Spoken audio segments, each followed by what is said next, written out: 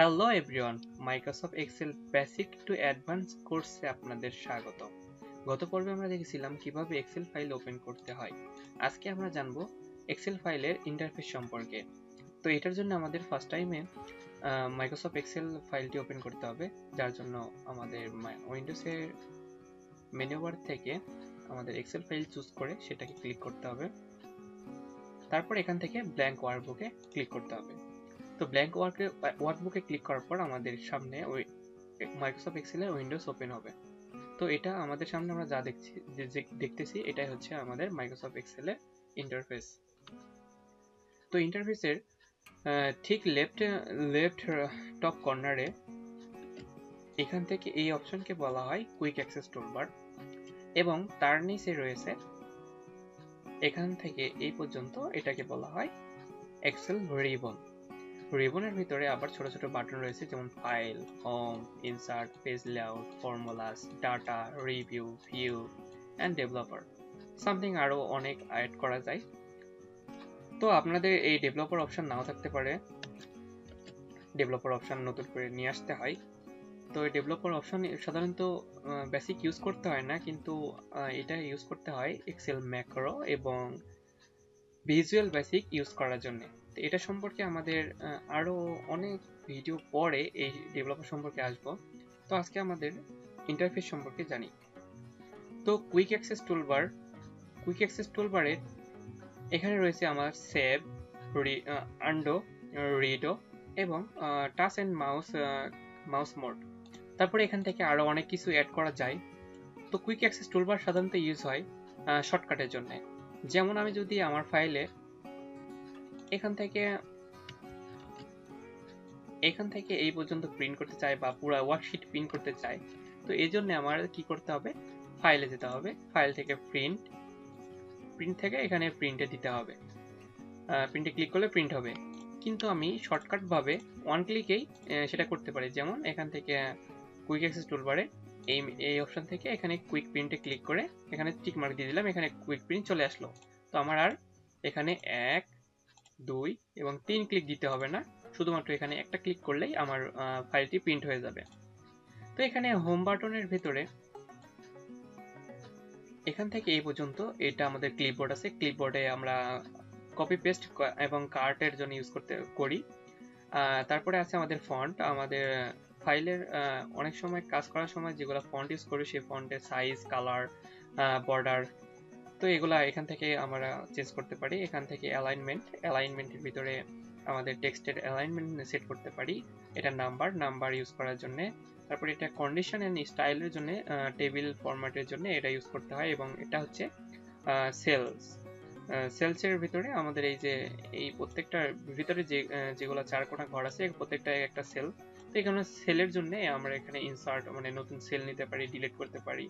তো এটার জন্য এটা। এবং তারপরে আছে আমাদের কিছু শর্টকাট, এডিটিং এর অপশনে কিছু শর্টকাট আছে, যেমন এখানে অটোসাম আছে, ফিল আছে, কেয়ার আছে, তারপরে ফাইন্ড বা শর্ট। তো এইগুলো সম্পর্কে আমরা বিস্তারিত সবই জানবো। রিবনের ঠিক নিচে আমাদের এখান থেকে এই পর্যন্ত এটাকে বলা হচ্ছে ফর্মুলা বার। তো ফর্মুলা বার এখানে যদি আপনার অনেক সময় নাও থাকতে পারে, তো ফর্মুলা বার এখানে ভিউ অপশন থেকে এখানে এই যে ফর্মুলা বার আছে, যদি আপনার ডেস্কটপ বা কম্পিউটার ছোট হয়, যদি আপনার প্রবলেম হয় কাজ করার সময়, তো আপনি চাইলে এটাকে হাইড করে দিতে পারেন। হাইড করে দেওয়ার জন্য এই যে ফর্মুলা বার ও ভিউ অপশনে ফর্মুলা বারে এখানে চেকমার্কটা আনচেক করে দিবেন। তাহলে কি হলো, এইটা আমাদের ফর্মুলা বার চলে গেল।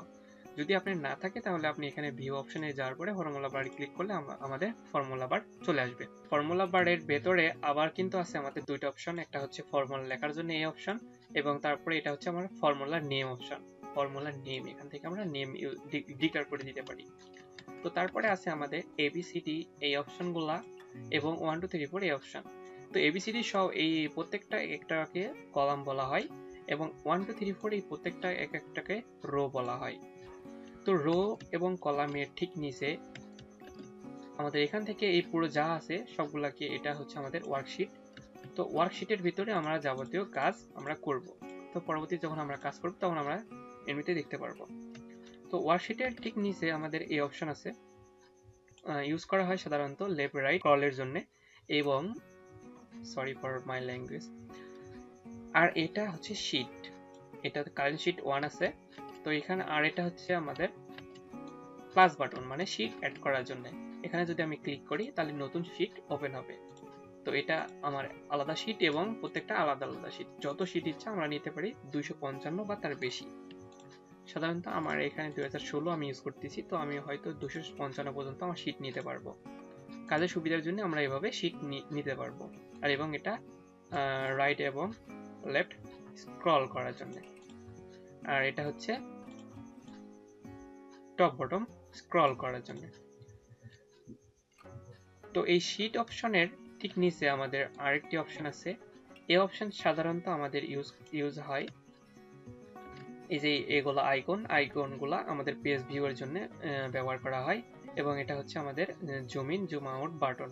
এখান থেকে যদি আমি এটাকে টেনে দিই তাহলে এটা আমাদের শীটটা জুম হবে, এবং এটা যদি এভাবে টেনে দিই আমাদের পেজটা জুম আউট হয়ে যাবে। আমি আমাদের নর্মাল ভিউ 100% দিয়ে রাখলাম। তো এখানে যে পেজ ভিউ আছে, এই পেজ ভিউ কিন্তু আমরা এখান থেকে ভিউ অপশন থেকে আমরা দেখতে পারি। এই যে নর্মাল পেজ ভিউ, এটা নর্মাল আছে। আমরা যদি এই যে পেজ ব্রেক দিই, এটা আমাদের পেজ ব্রেক মানে ব্রেক প্রিভিউ। এখানে ক্লিক করলে আমরা পেজ ব্রেক প্রিভিউ দেখতে পারবো। আমি নর্মাল রেখে দিলাম। এটা হচ্ছে আমাদের ফর্মুলাস। এখানে যে ফর্মুলা বার আছে, ফর্মুলা বারে আমাদের এই ফর্মুলাস আমরা ইউজ করব। এখানে হলো ফাংশন লাইব্রেরি, এটা ফাংশন লাইব্রেরি। এখানে যতগুলো ফাংশন আছে আমরা প্রায় প্রত্যেকটা ফাংশন নিয়ে কাজ করব। এটা হচ্ছে ডিফাইন নেমস। এই যে নেমস আছে না, এই নেমস অপশনে আমাদের এই যে প্রত্যেকটা সেলে যখন ক্লিক করতেছি নেম চেঞ্জ হচ্ছে, তো ওই প্রত্যেকটা সেলের আমরা আলাদা ডিফাইন করতে পারি, মানে নেমস ডিফাইন করতে পারি।